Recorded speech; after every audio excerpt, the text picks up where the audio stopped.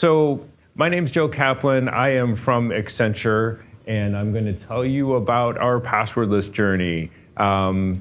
So a little bit about myself. I am the architecture and strategy lead for identity at Accenture. I'm part of our global IT organization. For those of you who met my colleague Ben earlier, I am essentially Ben's IT guy. He's a consultant.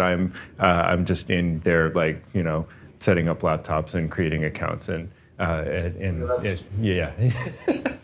But anyway, this is a thing that I have been working on for a while within Accenture. A little bit about us. So you know, like it's a big company. I don't know if people knew that we had like 750,000 people, but we do.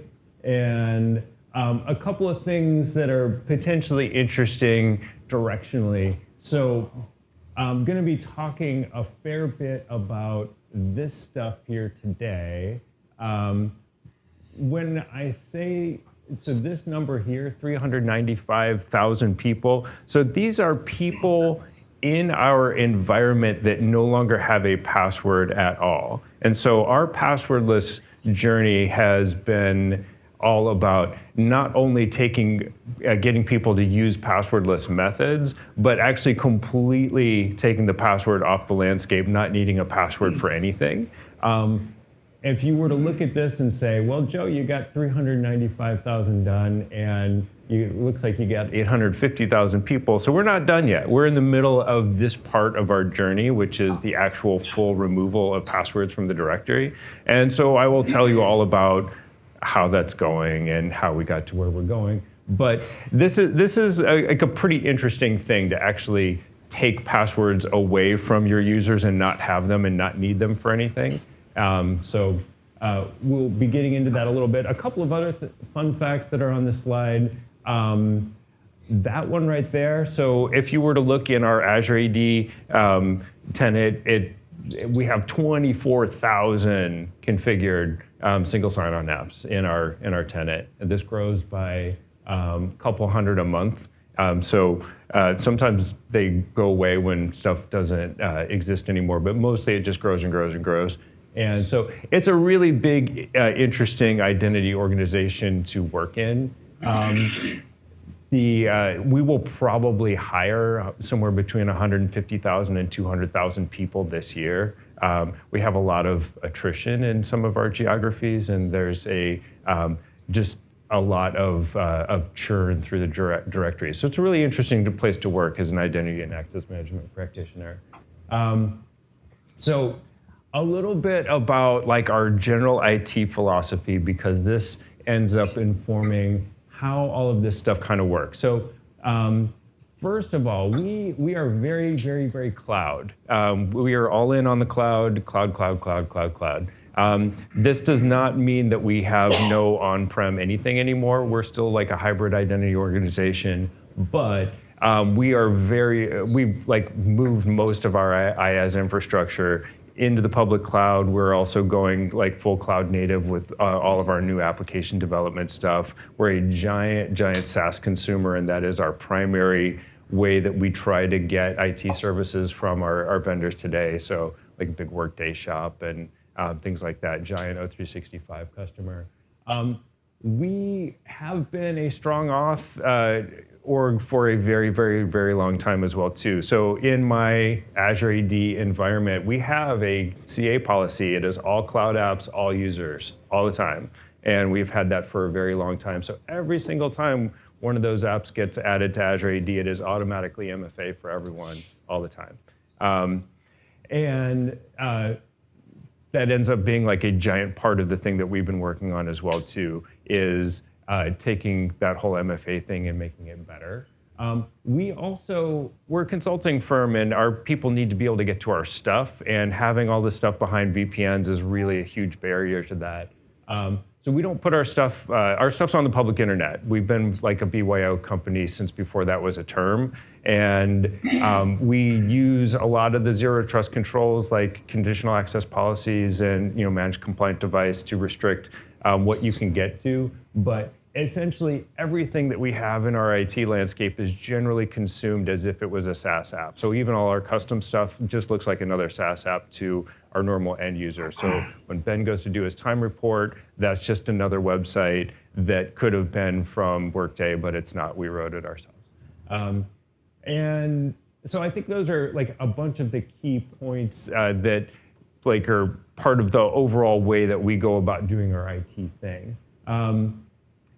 Possibly also interesting for you guys to know, just from a Microsoft perspective, we're a P2 shop. So actually like full E5. So for that giant pile of people, we bought that whole thing. And we try and use all this stuff. One of my jobs is to get value out of that investment and try and make sure that now that we bought all these things, let's try and use it and get real value. Some of that is actually part of the business justification of how we got to where we're going. So why did we do this? The first most important thing I will say is that the decision to go passwordless was first and foremost a risk decision. So this was a business case that we brought to the CISO that we got him to buy into, basically saying, this is where we need to go to make the organization more secure. This is the future. The whole justification for this is to make us more secure. It is not to save us money, and it is not necessarily to make things easier for people as well too. However, it is also the case that within this risk-based business case justification that we came up with, we have this sort of interesting trifecta of benefits that happen. So all of us are IT security practitioners, I would tend to imagine. I think we can all identify with having deployed a technology on our end users that they all hated because it constrained their usability and made their lives slightly worse. So this is actually one of the rare things that you can ever do for your users that will make their lives better, because passwords suck and everyone hates passwords. And getting rid of passwords and giving people an easier way that they can get into their devices that's also more secure is incredibly uplifting, because like this almost certainly will be one of the only things that our people at Accenture remember that we did to them this year, and hopefully most of them will think that we made their lives better for a change as opposed to worse. So it's really cool. I will also say down here at the bottom, within this whole business case, we saved a lot of money doing this, and I'll explain a little bit more why as we got there. But most of this was a bunch of platform stuff that we went through where we were able to simplify our model and shave off a bunch of services that were costing us a lot of money. There is a possibility too that we will save money on support desk costs by getting rid of passwords. Our experience so far is that password calls go down, passwordless calls go up, because people don't know how this stuff works and they're confused, and especially when it's the only way they can log into their device and now there are problems. It's not a help desk panacea necessarily. It may at some point be, but we're not there yet. And I don't have a great cost story there, but I have an awesome cost story on my services side. So you guys have already seen slides like this over and over again. Let's just keep going. I don't think anyone needs to know that a breach is going to cost you. I want to talk about this slide. So you guys have probably seen this slide a few times. This one is interesting, I think, in a couple of ways. So first of all, there's like a guy missing over here, cert-based auth. I didn't put it on this slide. We don't use it in our model. I think it's actually an important part of the set of things in the stuff, but we don't have it, and so I didn't leave it on here. But you might need it as part of your passwordless deployment, and it's a really good, solid technology, and I just sort of want to acknowledge its existence.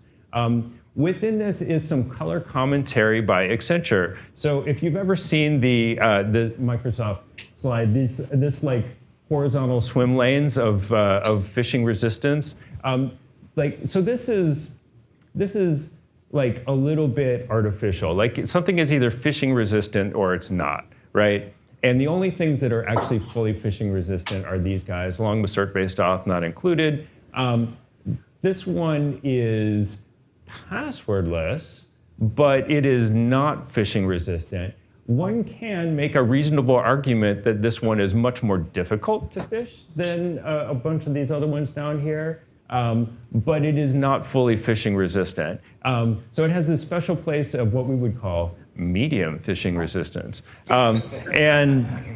This was an important part of the conversation that we had with our CISO because, spoiler alert, this is an incredibly important part of our solution model and a thing that we use a lot. And I need people to be comfortable with this, even if it is not our goal. It is the case that I went before the CISO back in January and I said, hey, look, this is where we're going. We're not going to get there all at once. There's a bunch of things that we're doing as we're going passwordless. Like all this stuff is actually moot once you're passwordless. You don't need any OTP stuff because nobody's going to type in a password. There's no password plus a thing anymore. That's all gone. The only thing that is left is stuff that is over here. But I can't take away the passwords from everybody, and I can't necessarily stop them from using them if they still have passwords. So these things still exist.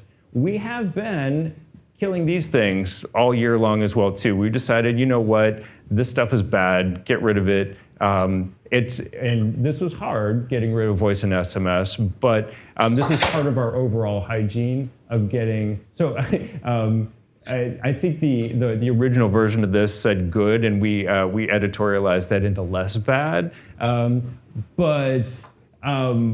I would encourage you, if you are considering where you are in your MFA journey, that these things are probably worth getting rid of, and trying to get into the swim lane if you can is good, while you're hopefully considering doing this as well too. Anyway, a little bit of a story here as well too. So yeah, like I said, I went in front of the CISO back in January. I was like, this is where we're going, and it's like gonna be a journey, and we're not gonna be fully phishing resistant for a while because lots of things have to happen. But we're gonna get passwordless first, and then we'll eventually get there, and we can talk about what that really means to complete that thing. And I said, and by the way, this thing is still really, really secure. So I have a question, show of hands.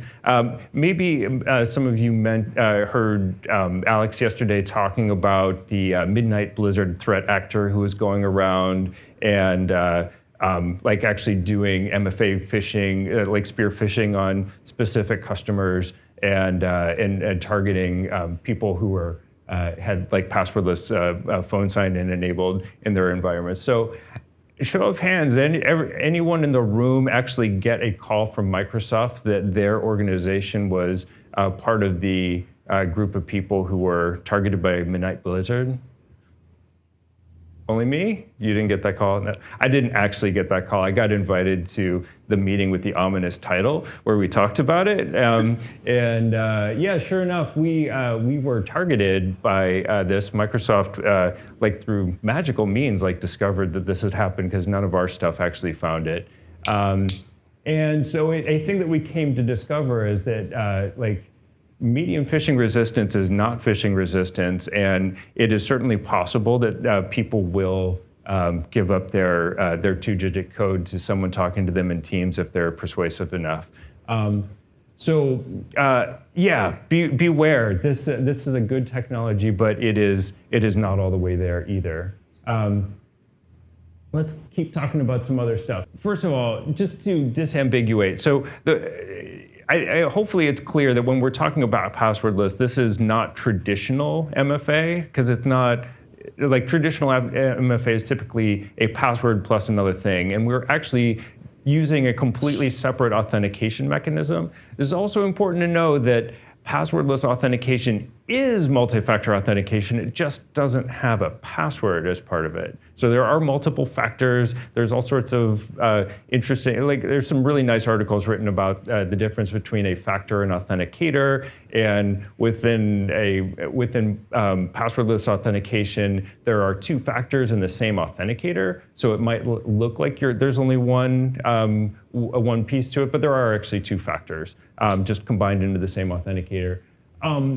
I will say that this is adjacent to MFA in that our passwordless deployment actually looks like a global MFA deployment in that we're enabling people with a bunch of stuff.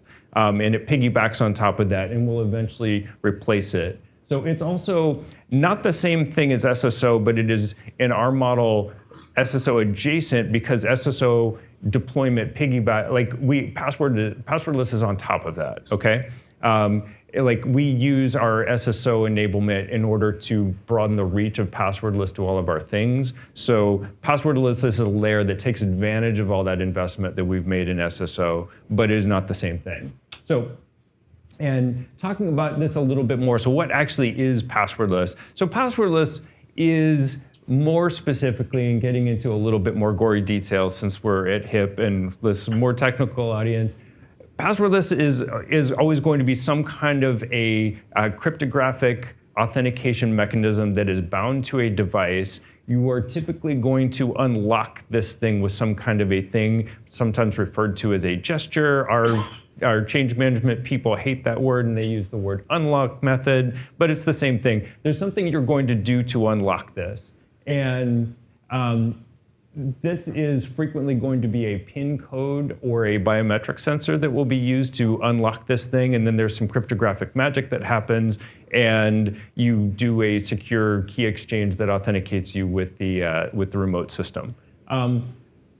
So I got news for you here too. One of the things that is very difficult to explain to your end users is that you're going to be using pins a lot, and pins look a lot like passwords, and people are now going to tell you, hey, like I thought this was passwordless. What are all these pins? This still seems like passwords. And so then you need to also make sure that you can explain to the people who have like serious security concerns about this, especially if you're making your pins easier to use, which you should, like why pins are technically very, very different from passwords. But you also need to be able to tell your people, well, you know, it's like a password, but it's not, and we are going to make it easier for you. Another thing I will say is biometrics are generally optional, and pins are always fallback in this as well too. So in our model, and the way it works, so one of our rules at Accenture is that we will never make you do biometrics. It's part of our privacy agreement with our people, and the way we've decided to approach this is that if you have a biosensor on your device, you don't have to use it if you don't want to. And we also may give you a device that doesn't have biosensor, so you don't really actually have a choice around this. And then if you're using your mobile phone and it has a biosensor, it's kind of up to you. But generally speaking, biometrics are always optional. The other thing operationally that you will discover is that biometrics fail, and you will be falling back to pins from time to time just because things don't work. Like the fingerprint reader is flaky. Somebody has a bandage on their finger and didn't scan a different fingerprint and now can't log in that way. Hello for Business cameras are really bad with masks. That was a thing that we discovered during the pandemic. Just don't work that often. And so biometrics optional, and you will be using pins. So a way that we've talked about this from an impact perspective. So first of all, why are pins better? And there is a thing that is really important. So the first thing I will say is that within Accenture, the way we do this is that we do 8-digit numeric pins, no special characters required. Although if you want to add special characters, you can. Some people do. I think they're crazy, but they do. And we also do not implement any kind of history, and we let you change it as often as you want. And there's no forced expiration of pins in our model. it is the case that the industry standard for PINs is 6-digit. And so you might be wondering, well, Joe, how come you guys are 8-digit? What makes you so special that you need 8-digit PINs instead of 6-digit? And so I will say that there is no really good reason to use an 8-digit PIN from a security perspective. The devices have all sorts of anti-tampering types of things. You cannot really effectively brute force anything that is like a 6-digit PIN. So the 2 extra digits are total security theater. The reason we did this, is we had already decided a long time ago that we were going to make people use 8-digit PINs on their mobile devices, and keeping the PIN policy the same across everything is a lot easier for people to deal with. It's just, it's more uniform and it's easier. The CISO also liked this better, and like sometimes, like I managed to not have them expire or have any special characters. I declare victory and move on. I would, but hold the line at 6 and do not screw this up for your users. Like whatever you are doing, if you are thinking about having these things expire and need to be changed or requiring special characters, you are doing it wrong. Do not do that. You are taking away all of the usability improvement that comes with this from your users, and you're like essentially killing the whole usability argument in the entire stack. So yeah, please do not do that. And if you are having trouble arguing with the right people in your organization, or if you're one of those people who like I have not actually convinced with my super persuasive pleading, really think that over. Like you do not need these things to be rotating and complicated. Okay? Question. Sure. Doesn't that just make it a password? No. Okay, so the thing that is really, so when we say PIN in our model, what we mean is something that is locally authenticated. It is not authenticated online. And so from a threat perspective, the entire threat model around PINs is completely and totally different, because the attacker has to have the device in order to begin attacking you. There's no password, there's no PIN spray attack. Right, so it doesn't traverse the network, but if I'm a lazy user, I have 3 devices, 1, 2, 3, 4, 5, 6, 7, 8, and I just use the same thing on all 3 devices. So there are things in the systems that will generally block sequential sets of digits and whatnot, and people won't be able to use those. We also tell people, please do not use your personnel number at Accenture, which happens to be 8 digits for this. That is bad. Those are very easy to discover. Don't use your birthday. That's really bad. Those tend to turn into 8-digit numbers. Like you cannot stop people from doing this either. So those are things that you cannot easily block. However, I will still say that so password guessing versus brute force is also, or PIN guessing versus brute force is a completely different attack vector as well too. Like if you have somebody's device and you know who they are and you know something about them, there's a pretty reasonable chance that you could potentially guess what their thing is, but you will not brute force it at 8 digits. There's no way. So if you just start typing stuff, that is definitely not going to happen. What I generally recommend that people do, like my normal heuristic, you probably have an ATM pin, just double that. Just do it twice. Like nobody's going to get that. That's totally good enough. If you have 2 of those, put them back to back. If you know my ATM pins, you could probably get into my laptop right now, and I don't care because I'm pretty sure you don't know my ATM pins, and you're not going to get them. Those are actually passwords that are authenticated online as well too. PIN is a weird word, but in this model, it is locally authenticated and it cannot be attacked remotely. Okay, anyway, moving on. A couple of things, like what set us up for this. There's a bunch of stuff that has happened over the years in our journey across the IT landscape that made us a good candidate to do this thing. And a thing that was really helpful for us is that we got really into single sign-on a long time ago. I was in deck and tech conferences of the past, I used to talk about ADFS, and you were like, what is that? And like, why would anybody want that? And I was like, I was the ADFS guy years and years ago. At one point, we had what was potentially one of the largest ADFS deployments in the world. It was running on over 100 servers and a couple of data centers. It was mission critical. It was like it was always on plus in our IT hierarchy model. It could never ever go down. It could have no planned outages ever. It had to have like hot failover. And it was a lot at the IaaS spend. So I was like, let's talk about the business case. Where do we actually save money? My IaaS spend, so that was all hosted in AWS when we finally got rid of it. It was over $1 million a year in IaaS spend for that one application, all that infrastructure running hot all the time. So it's a pretty easy business case. And I killed an MFA vendor by moving to Azure MFA. I already told you I'm a P2 customer. I was paying for 2 MFA products and didn't really make a ton of sense to do that. Microsoft has been encouraging people to kill their ADFSs for a long time. I would highly encourage every one of you to do that. If I can move 13,000 RP configurations to Azure AD, I know you can move yours too. This is doable.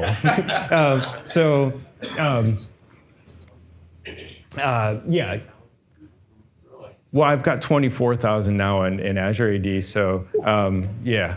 It kept growing as we were going, but yeah, you could do it. You could do it. It's doable. Okay, let's move on. So what did we actually do?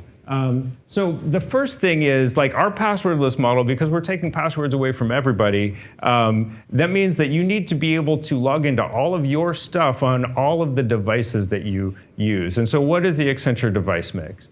It is a lot of Windows. It is also the case that most people at Accenture use a mobile device to get to some of their stuff. It might be a personal mobile device, it might be a corporate mobile device. This varies a lot by geography and other kinds of things, but mobile is a very common use case, so that was a thing that we had to solve for. I have some Macs. It's like round off error in my workstation model, but it's 35,000. So like I don't know, it's a tiny portion, but it's still like a non-trivial number of devices. We've also got some Linux, we got some Chromebooks, we have some boutique things that our customers have asked us to use to get to stuff. But that's our device mix in a nutshell. And so what we needed were passwordless methods that would work with all of our devices. That's a key thing. So we needed all the apps to work with passwordless. And so how are we going to do that? A big piece of what I just talked about is that we needed we needed a lot of single sign-on capability. And so this movement to Azure AD was super important for us. We also picked Azure AD.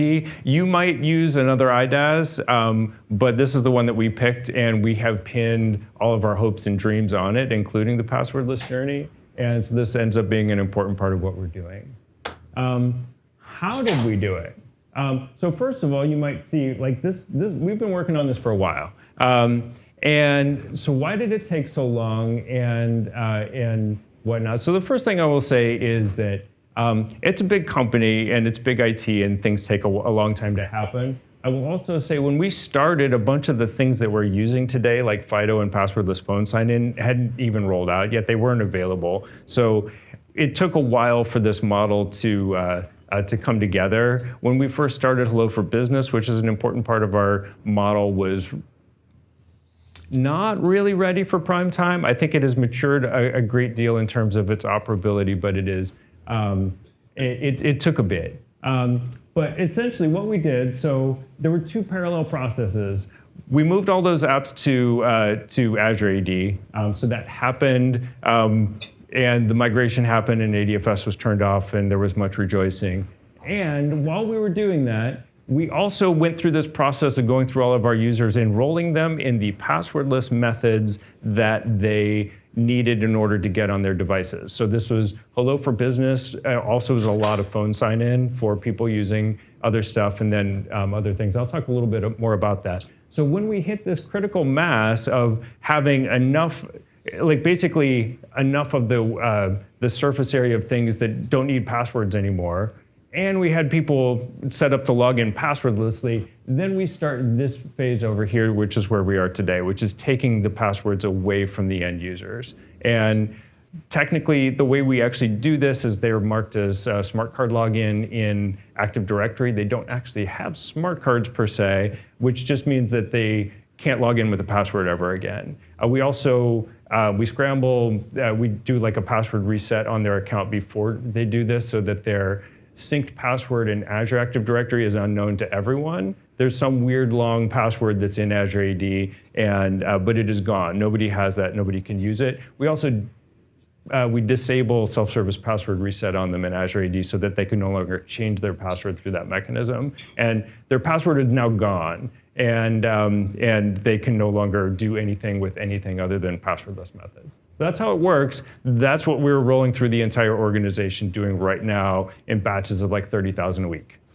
So how do I handle apps that don't support this? So we are pretty tough on apps that don't support this. It's basically been single sign-on or nothing, and we will kick you out of the org if you don't do it type of model. So really, a very hard governance approach is how you might characterize that.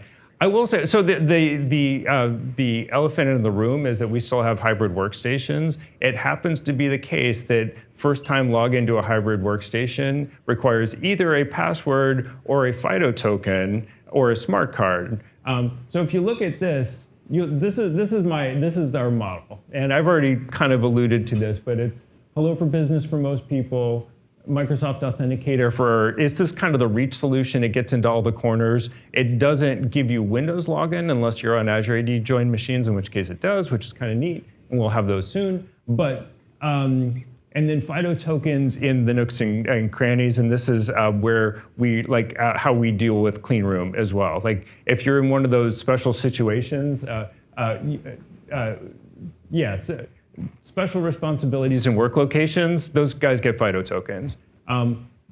This is right now at around 10,000 people. We'll probably grow to around 60,000. Our goal has been to keep FIDO as small as possible while we wait for passkey. And just because they're not expensive, but when you have like 50,000 of them is still a lot, and there's a lot of things to move around all over the world and whatnot. So our goal is to keep FIDO footprint as tiny as we possibly can, because most people don't actually need one.